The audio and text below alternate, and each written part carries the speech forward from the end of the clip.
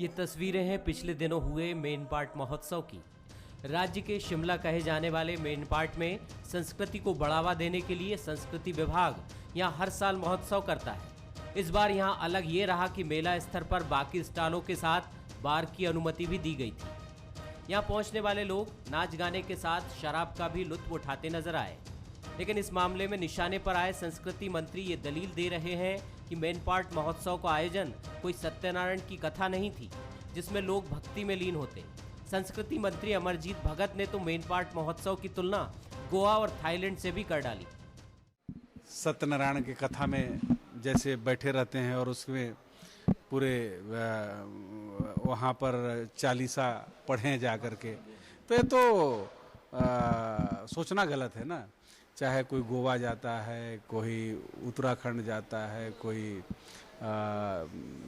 Thailand जाता है, कोई शिमला जाता है, तो क्या लोग वहाँ पर सत्यनारायण कथा करने के लिए जाते हैं? वैसे ही मेनपाट आए थे लोग, आयोजन का आनंद लेने आए थे और खूब लोगों ने आनंद लिया। इधर संस्कृति मंत्री के बयान के बाद विपक्ष मुखर हो गया। विपक्ष ने आरोप लगाया कि राम वनगमन पथ में आने वाले इस ऐतिहासिक स्थल पर शराब बेचना सरकार की शराबखोरी को प्रोत्साहित करने की नीति का नतीजा है। जिस क्षेत्र में ये कार्यक्रम था वो प्रभु राम का वनगमन मार्ग रहा है और वहाँ के बारे में मुझे याद है कि जब हम राष्ट्रीय अंतर्राष्ट्रीय स्तर के कलाकारों को बुलाते थे तो यही लोग कहते थे कि बाहरी कलाकारों को नहीं बुलाया जाना चाहिए। अब वहाँ पर कौन से कलाकार बाहरी? हमारा तो ये मानना है कि जो संस्कृति है वो अंदरूनी और बाहरी नहीं होती, वो देश की संस्कृति होती है। परंतु इसको भी उन्होंने बांटने की कोशिश की थी और आज दारू संस्कृति की तरफ ले जा रहे हैं। अगर इनकी संस्कृति दारू संस्कृति और दारू के बिना कोई कार्यक्रम नहीं हो सकता, अगर यही है तो हमें इसके बारे में कुछ नहीं कहना है, वो छत्तीसगढ़ की जनता इसका निर्णय करेगी। विपक्ष ने इस मुद्दे को तूल दिया तो उधर सरकार ने कहा संस्कृति मंत्री के बयान से वो इत्तेफाक नहीं रखती।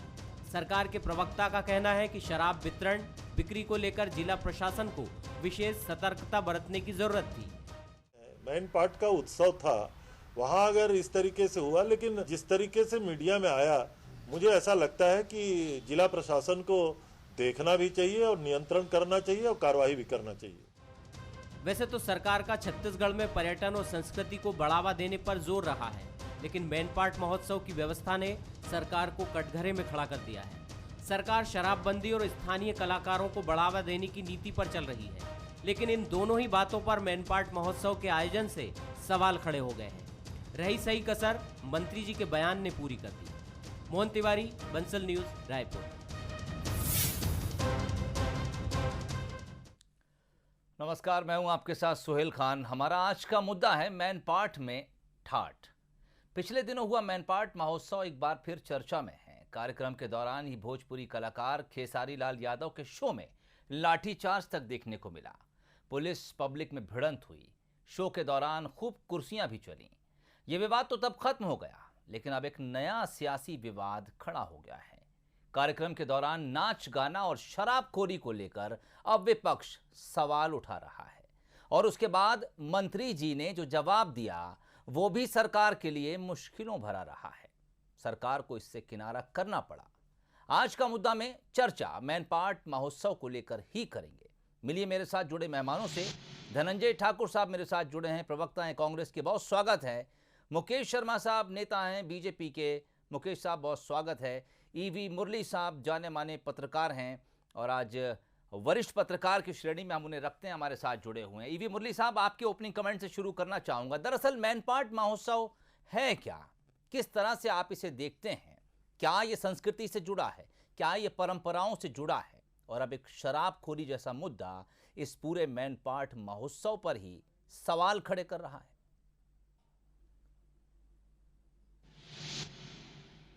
छत्तीसगढ़ में मेनपाट का जो सिग्निफिकेंस है वो टूरिज्म को लेकर है। तो यहाँ पे टूरिज्म को जिस तरह से हर स्टेट बढ़ावा दे रहा है, उस तरह से मेनपाट में भी एक महोत्सव का आयोजन कई सालों से किया जा रहा है जी। लेकिन ये संस्कृति का अंग नहीं है, मैं ऐसा मानता हूँ। ये टूरिज्म का मेजर पार्ट है। ओके। संस्कृति का अंग के लिए हमको इस तरह का महोत्सव करने की जरूरत नहीं पड़ती, और महोत्सव भी करे तो इस तरह के कलाकार एक बेहतर अगर तरीके से इसको देखें तो एक ऐसा महोत्सव होता है जिसमें कलाकारों को अपने कला को प्रेषित करने का मौका मिलता है, और कलाकारों को इस तरह का स्टेज अगर कोई भी सरकार प्रोवाइड करती बहुत अच्छी बात है। लेकिन इस साल जब मैन पार्ट का महोत्सव हुआ उसमें जिस तरह से शराब खोरी हुआ है और जिस तरह से हमारे संस्कृति मंत्री का बयान आया है उससे थोड़ा सा विवाद हुआ है। लेकिन अगर उसको एक लाइट हार्टेड तरीके से लिया जाए तो संस्कृति मंत्री ने कुछ गलत नहीं कहा। भाई एक महोत्सव है, लोग एंजॉय करने आए हैं तो उन्होंने एंजॉय किया है, शराब भी पिया है, तो उसमें कोई बड़ी बात नहीं है। सत्यनारायण कथा नहीं थी, अगर एक लाइट हार्टेड वैसे लिया जाए तो ऐसा है। लेकिन एक सरकारी आयोजन में खुले तौर पर शराब की बिक्री हो रही हो तो ये गलत बात है। अगर सरकार ही शराबखोरी को बढ़ावा दे तो ये नेचुरली हमारे संस्कृति और हमारे समाज के लिए ये एक काला धब्बा है। तो इसलिए विपक्ष इस बात को लेके आड़ंगा डाल रही है, विपक्ष बहुत जोर बहस कर रही है इस बात को लेके कि भाई ऐसा नहीं होना चाहिए। बृजमोहन जी ने भी बहुत अच्छी बात कही कि भाई जो सरकार, जब उनकी सरकार थी, जब वो पहले बाहर से कलाकार ले आते थे और यहाँ पे कार्यक्रम कराते थे तो कांग्रेस कहती थी कि भाई बाहरी कलाकारों को क्यों लाया गया है। लेकिन अब भी यही सिलसिला जारी है, कलाकार बेशक बाहर से ही आ रहा है और हमारे जो स्थानीय कलाकार हैं उनको कम मौके, अब आज भी वही स्थिति है कि कम मौके मिल रहा है।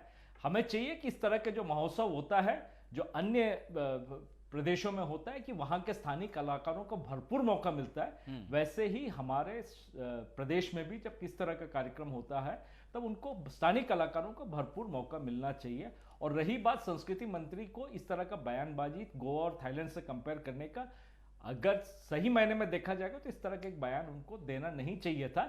लेकिन वो शायद हो सकता है एक लाइट हार्टेड तरीके से उन्होंने कहा हो, लेकिन हमारी संस्कृति के विपरीत है ये।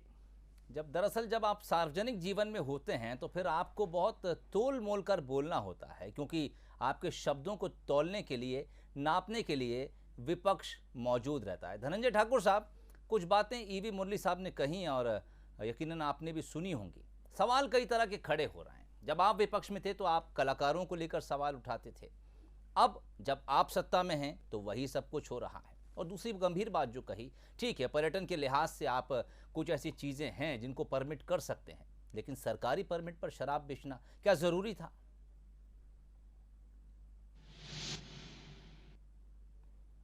देखिए सुहेल जी, पहली तो मैं आपके चैनल के माध्यम से बड़े जिम्मेदारी के साथ कह देना चाहता हूं कि मेन पार्ट महोत्सव में स्थानीय कलाकारों को और जो प्रदेश के बाहर के जो कलाकार हैं उन दोनों को मौका मिला है। वहां पे पूर्व की सरकार में ये होता रहा है कि स्थानीय कलाकारों को अवसर नहीं मिलता था, स्थानीय कलाकारों को भागीदारी नहीं मिलती थी, स्थानीय कलाकारों को अपने कला का प्रदर्शन करने का अवसर नहीं मिलता था।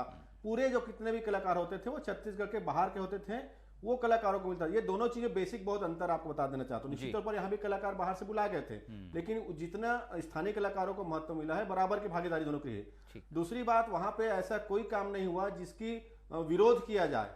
शराब बेचने का आरोप लगाया जा रहा है, वहां पे शराब कहीं पे बिका नहीं है, पहली बात। दूसरी बात, अगर सरकारी शराब बिक्री की हम बात कर रहे हैं तो इसकी शुरुआत तो पूर्व की सरकार रमन सिंह ने किया है। अगर गांव-गांव में, शहर-शहर में, गली-गली में सरकारी शराब दुकान की शुभारंभ किसी ने किया है, किसी ने फीता काटा है शराब दुकान के सामने, किसी ने नारियल फोड़ा है, वो तो रमन सिंह जी और भारतीय जनता पार्टी की सरकार रही है। तो सरकारी शराब दुकानों का, सरकार की शराब बेचने का परमिट जारी करने का श्रेय तो भारतीय जनता पार्टी को जाता है। वो तो हर जगह पे है, कोई नई बात तो नहीं है। और वहां पे सरकारी आयोजन पे कहीं भी सरकार के द्वारा उस कार्निवल के क्षेत्र में शराब बेचने के परमिट जारी नहीं किया गया था। वहां मेन पार्ट महोत्सव था जिसमें तिब्बत की संस्कृति और आदिवासी संस्कृति का एक बेहतर समागम देखा गया है, एक कला का समागम देखा गया है। वहां पे महोत्सव का आयोजन किया गया है जिसमें लोग वहां पे संस्कृति और कला का समागम देख के उसमें आनंदित हुए हैं। ऐसा कोई चीज नहीं हुआ जिसको लेकर किस प्रकार की बात की जाए। धनंजय साहब, क्या आपके कहने का यह अर्थ है कि मेन पार्ट महोत्सव में शराब नहीं बेची गई? निश्चित तौर पर वहां पे शराब नहीं बेची गई है, वो कार्निवल का हिस्सा रहा ही नहीं, ना महोत्सव का हिस्सा है वो।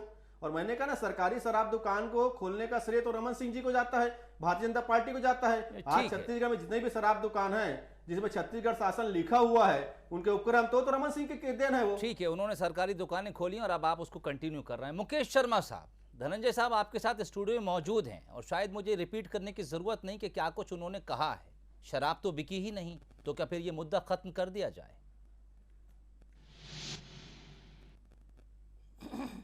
सोहेल जी, मैं प्रवक्ता भाई से एक प्रश्न करना चाहूंगा। क्या इनके एक वरिष्ठ मंत्री जो ये कह रहे हैं कि जिला प्रशासन के ऊपर में कार्रवाई होनी चाहिए, वो सत्य है कि आप जो बोल रहे हैं वो सत्य है? और यदि कार्रवाई होनी चाहिए तो किस चीज के लिए होनी चाहिए? तो जब इनके मंत्री जी स्वीकार कर चुके हैं कि वहां पे शराब बांटा गया, शराब पिया गया, तो फिर ये इनको स्वीकार कर लेना चाहिए और माफी इनको भी मांगना चाहिए और उनको भी मांगना चाहिए। धनंजय जी सुन लीजिए, मेरी बात पूरी सुन लीजिए। दूसरी तरफ ये भारतीय जनता पार्टी की सरकार की बात करते हैं, लोगों से जनादेश इसी आधार पे इनको मिला है कि ये बोलते थे पूर्ण शराबबंदी करेंगे। ये कैसा पूर्ण शराबबंदी है भाई कि आप मैन पार्ट महोत्सव जैसे जगह में स्टॉल खोलते हैं शराब की, और संस्कृति मंत्री जी इनके क्या बोलते हैं और कैसे जिम्मेदारी, कैसे गैर जिम्मेदारी मुकेश शर्मा साहब के साथ बात मुकेश शर्मा साहब, ये क्या कि गोवा मैन पार्ट में शराब बेचने पर आपको कोई आपत्ति है? क्या ये कोई धार्मिक आयोजन था? पूरी तरीके से आपत्ति है सोहेल जी, पूरी तरीके से आपत्ति है जी। ऐसे सार्वजनिक महोत्सव में यदि आप सरकार शराब की दुकान लगाएंगे, शराब का स्टाइल लगाएंगे, क्या संदेश देना चाहते हैं छत्तीसगढ़ में? आप कैसी संस्कृति चाहते हैं? और संस्कृति मंत्री का ये बयान कि यदि वहां मैन पार्ट में शराब पिया गया है तो कोई वो सत्यनारायण का पूजा करने का जगह थोड़ी है। पर्यटन स्थलों में और कहीं कहीं पे तो वो कहते हैं कि पर्यटन स्थल गोवा, थाईलैंड और उत्तराखंड। अरे भाई मंत्री जी, पूरे सम्मान के साथ कहता हूं, उत्तराखंड पर्यटन स्थल नहीं है, वो हमारा देवभूमि है। तो आप कम से कम तुलना करते टाइम भी ध्यान रखिए। और दूसरी बात, आपको जो भी इसके लिए जिम्मेदार है, यदि वहां पे शराब पिया गया है, शराब बेचा गया है, तो पूरे जिम्मेदारी के साथ उनके ऊपर में कार्रवाई होनी चाहिए। और जो कि इनके मंत्री जी स्वीकार कर रहे हैं, ठीक, धनंजय साहब स्वीकार कर रहे हैं, आपके चैनल में स्वीकार कर रहे हैं धनंजय साहब, तो ये भविष्य में नहीं होनी चाहिए। धनंजय साहब, शराबबंदी यदि इनके घोषणा में मुकेश जी धनंजय साहब से जवाब ले लेते हैं। धनंजय साहब, अगर शराब बिकी नहीं तो फिर मंत्री जी को ये कहने की जरूरत क्या पड़ी कि थाईलैंड, गोवा या फिर उत्तराखंड कह देते कि शराब बेची ही नहीं गई?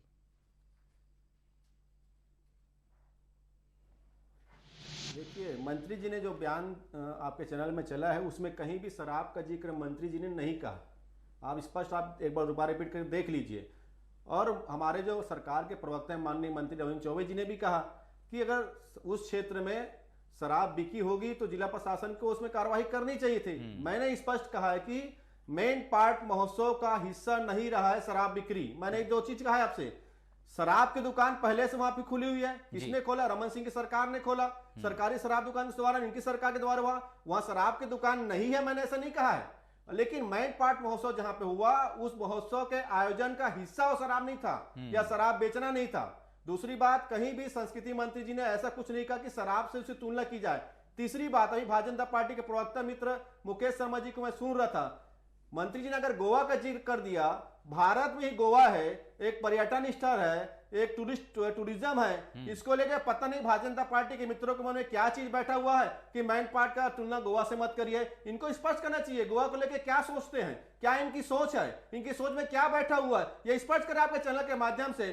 चूंकि गोवा भी भारत का हिस्सा है, एक टूरिज्म स्पॉट है, वहां पे लोग आते और जाते हैं, इसमें आपत्ति किस बात की है? और जहां पे शराब नहीं बिका है उस जगह पे शराब बेचने का आरोप लगाकर एक बार भारतीय जनता पार्टी ने वही किया है जैसे मैन पार्ट के आयोजन को लेकर लगातार भारतीय जनता पार्टी के नेता दुर्भावना फैला रहे थे, झूठे मनगढ़ंत आरोप लगा रहे थे और इस कार्यक्रम का विरोध कर रहे थे। आज स्पष्ट हो गया, ये तो पहले दिन से इसका विरोध कर रहे हैं और वहां पे शराब बिका ही नहीं है, तो कैसे हम उस बात को स्वीकार करें? ठीक, और शायद बीजेपी गोवा और उत्तराखंड का नाम इसलिए भी नहीं लेना चाह रही होगी कि दोनों जगह पर बीजेपी की सरकार है। ईवी मुरली साहब मेरे साथ जुड़े हुए हैं। मुरली साहब, दोनों मेहमानों की चर्चा आपने सुनी होगी। एक तो साफ तौर पर कहना है कि यहाँ पर शराब बेची जा रही है। क्या इनके मन की सोच है? सोहेल जी, मैं लौटता हूँ, मैं आप दोनों मेहमानों के पास लौटता हूँ। मुरली साहब, दोनों मेहमानों की आपने बात सुनी। एक साहब जो हैं वो शराब बेचने को सिरे से इनकार कर रहे हैं। भारतीय जनता पार्टी की सोच क्या है बताइए ना भाई। तीनों अलग अलग चीज है। और मंत्री जी कहते हैं पर्यटन स्थल में आप बताइए। मैं लौटता हूँ धनंजय साहब, मुकेश साहब, धनंजय साहब, क्या टूरिज्म नहीं है? मुकेश बताइए ना आप वहाँ पे। मैं आ रहा हूँ, बताइए, स्पष्ट करिए आप। ठीक, जवाब उनसे ले लिया जाएगा। ईवी मुरली साहब, क्या कुछ लगता है आपको? शराब एक ऐसा शब्द है जो छत्तीसगढ़ में लगातार राजनीतिक गलियारों में चर्चा का विषय बना रहता है। कांग्रेस ने अपने घोषणा पत्र में जिक्र किया था कि हम सत्ता में आए तो शराब बंदी पूरी तरह से लागू कर देंगे। शायद वो घोषणा अभी तक घोषणा ही है, और यही वजह है कि क्या बीजेपी को लगातार कांग्रेस पर हमला करने का मौका मिल जाता है। मैन पार्ट इसका उदाहरण है। दूसरी बात, मैं आपसे ये भी जरूर जानना चाहूंगा, आप पत्रकार हैं, लगातार इस तरह की खबरें आपने कवर की होंगी। जिस तरह से धनंजय ठाकुर साहब कह रहे थे कि नहीं, मैन पार्ट में शराब नहीं बेची गई, क्या कुछ मीडिया कहता है छत्तीसगढ़ का इस मामले में?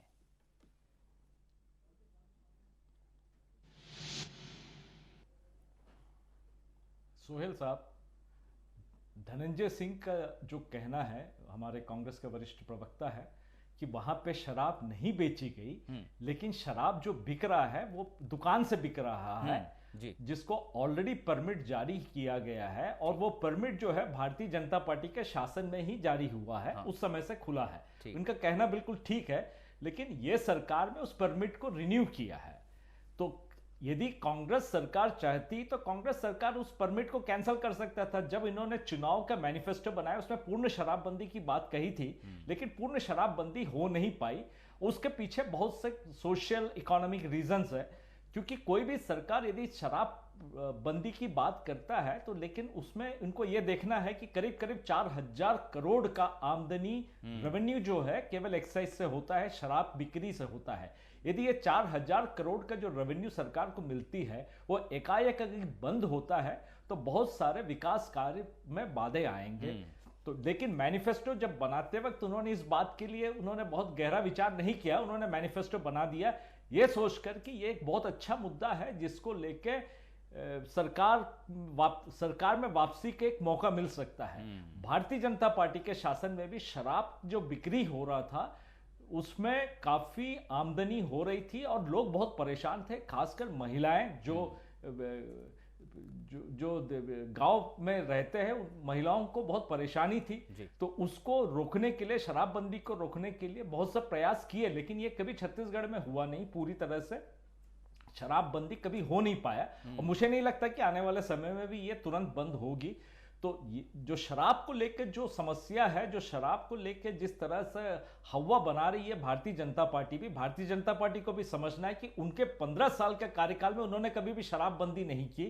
केवल कांग्रेस ने एक बात मैनिफेस्टो में लिख दिया कि हम शराबबंदी पूर्ण रूप से करेगी, लेकिन उसकी ओर इन्होंने कोई प्रयास नहीं किया अभी तक। भारतीय जनता पार्टी ने एक प्रयास किया था कि जो दुकानें का जो नंबर्स है उसको उन्होंने कम कर दिया, लेकिन उससे शराब का जो बिक्री कम नहीं हुई। शराब का बिक्री त्यों का त्यों रही, बल्कि हर साल शराब का बिक्री बढ़ रही है। तो शराब जो है हमको बहुत बड़ा मुद्दा नहीं बनाना चाहिए। शराब का बंद करने के लिए एक ही तरीका है कि लोगों में एक अवेयरनेस क्रिएट किया जाए।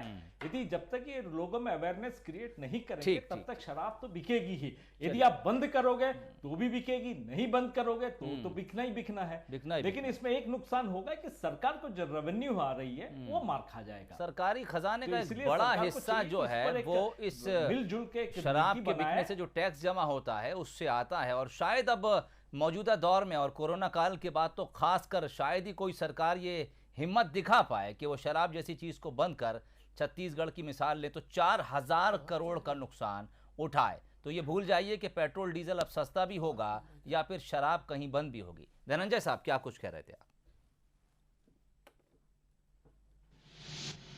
देखिए, मैं मुरली जी की बातों से थोड़ा सा असहमत हूं, इसलिए हमारी सरकार शराबबंदी के लिए ईमानदारी से काम कर रही है। हमने 3 कमेटियां गठित की है, एक राजनीतिक कमेटी है, एक प्रशासनिक कमेटी, एक सामाजिक कमेटी। और इसके क्योंकि आप देखेंगे कि 15 साल में जो रमन सिंह ने गांव-गांव और गली-गली तक शराब जो पहुंचाया है, इससे हमको छत्तीसगढ़ की जनता को शराब से बाहर करना है, जो उसके नसों बसा हुआ है। हम जागरूकता चला रहे हैं, इसके आज परिणाम आ चुके हैं। आपको बता देना चाहता हूं, देसी शराब के बिक्री में लगभग 10% की खपत में कमी आई है। अंग्रेजी शराब की बिक्री में 15% की खपत की कमी आई है। 75 से अधिक शराब की दुकान हमारी सरकार ने बंद किया है। हम स्टेप बाय स्टेप शराबबंदी की ओर बढ़ रहे हैं, क्योंकि हमको यहाँ के शराबबंदी के साथ साथ हमें शराब सेवन करने वाले उस मनुष्य को भी बचाना, सुरक्षित रखना है, जो किसी बीमारी से ना गिर जाए। क्योंकि 15 साल में रमन सिंह ने एक ही तो काम किया है कि गांव-गांव तक शराब पहुंचाने का काम किया है और कमीशन खोरी भ्रष्टाचार किया है। एक बहुत बड़ी जटिल समस्या है। निश्चित तौर पर इसको हम समापन की ओर ले जाएंगे और शराबबंदी हमारा लक्ष्य है, उसको हम जल्द उसमें स्टेप बाय स्टेप आगे बढ़ रहे हैं और छत्तीसगढ़ को शराबबंदी के सौगात हमारी सरकार देगी। उसमें जनता का भरपूर सहयोग मिल रहा है। सोहेल जी, आपकी जानकारी के बता दूं, हमारी माता और बहनें भी है हमारी शराबबंदी के पक्षधर में, क्योंकि वो भी घर घर में जागरूकता अभियान चला रही है, लोगों को समझा रही है कि शराब से दूर रहना चाहिए। क्योंकि शराब एक सीसी से बाहर निकल के लोगों के जेहन तक पहुंच चुका है। उस जेहन से बाहर निकाल के सीसी को ही खत्म करना हमारा लक्ष्य है। ठीक, क्या कुछ सरकार की तरफ से आपने प्रयास गिनाए?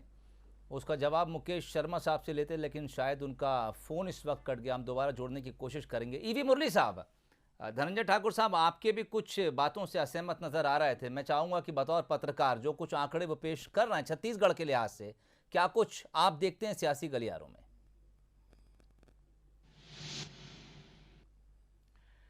मुझे लगता है कि इन्होंने जो कहा कि इनकी सरकार की तरफ से प्रयास हो रहा है, बेशक इनकी सरकार की तरफ से प्रयास हो रहा है। कमेटी का गठन जरूर हुआ है, लेकिन कमेटी का 1-2 बैठक के अलावा बहुत ज्यादा बैठकें नहीं हुई है। और जो बातें हैं कि शराब की जो बिक्री में जो कमी आई का जो आंकड़े गिना रहा है, जो सरकारी दुकानों से जो बिक्री हो रहा है उसमें तो कमी आई है, लेकिन जो अवैध रूप से जो दारू बिक रहा है या शराब जो बिक रही है उसमें कोई कमी नहीं आई। ना कहीं अवैध शराब की बिक्री प्रदेश में बड़ा है इस वक्त। मेरे ख्याल से सरकार के पास भी इसके आंकड़े होंगे कि भाई किस तरह से अगर आप अखबार उठा के देखें तो रोज आपको अवैध शराब जो पकड़ने की खबरें आपको प्रदेश की जनता को छला गया है, छला गया है। गंगा जल हाथ में लेके कहा गया है कि पूर्ण शराबबंदी, कहा तो पूर्ण शराब, और उसके बाद गैर जिम्मेदारी पूर्वक ये कहते हैं कि हम शराबबंदी करेंगे और उनको सौगात देंगे। अरे भाई, जब आप घोषणा पत्र में डाल रहे थे तब आपको क्या ये जानकारी नहीं थी कि कितना इसने रेवेन्यू धनंजय साहब, कहीं न कहीं कथनी और करनी में मुकेश शर्मा साहब को बोले कांग्रेस पार्टी के। और जब तक पूर्ण शराबबंदी नहीं करते हैं जी, बोलिए मुकेश साहब। जब तक पूर्ण शराबबंदी की घोषणा जो इन्होंने किया था अपने घोषणा पत्र में, और क्या सिर्फ इन्होंने चुनाव जीतने के लिए किया था, इस प्रदेश की जनता के साथ इन्होंने जो छलावा किया, जनता जो देख रही है। और हम भी सशक्त विपक्ष के भूमिका में रहेंगे, सड़क से सदन तक आवाज उठाते रहेंगे। कहां एक तरफ आप घोषणा में कहते हैं कि गंगा जल हाथ में लेके पूर्ण शराबबंदी करेंगे, दूसरी तरफ मैन पार्ट में शराब खोरी करवाते हैं, अवैध शराब बिकवाते हैं, और उसके बाद जल उठा के बोले आप बोलते हैं कसम खाई थी, यही साबित हो जाएगा। आप बोलते हैं कि पूर्ण शराबबंदी का सौगात देंगे। अरे ये सौगात देंगे आप? अरे भाई, शराबबंदी करिए पूरे प्रदेश में, और ये छलावा चलेगा नहीं। पत्र में कहा है और गंगा जल को लेकर लगातार भाजपा झूठ बोल रहे हैं। पकड़िए जल, आप जल पकड़िए, आपका झूठ का पर्दाफाश हो जाएगा। क्या मैं तो पूर्ण जल शराबबंदी पकड़ा की हूं, बात पकड़िए ना जल, पकड़िए जल। चलिए धनंजय साहब, मान लिया कि आपने गंगा जल हाथ में लेके कसम नहीं खाई थी, लेकिन पार्टी के मैनिफेस्टो में, पार्टी के घोषणा पत्र में इस बात का जिक्र जरूर कर दिया था कि जब हम सत्ता में लौटेंगे तो पूरे तौर पर शराबबंदी कर देंगे।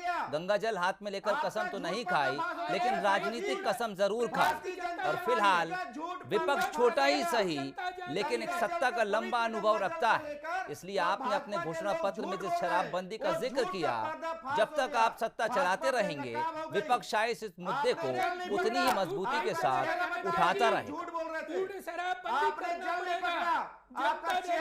छत्तीसगढ़ में यह बहस लगातार जारी है कि शराबबंदी का वादा लेकर कांग्रेस सत्ता में आई लेकिन शराबबंदी हुई नहीं।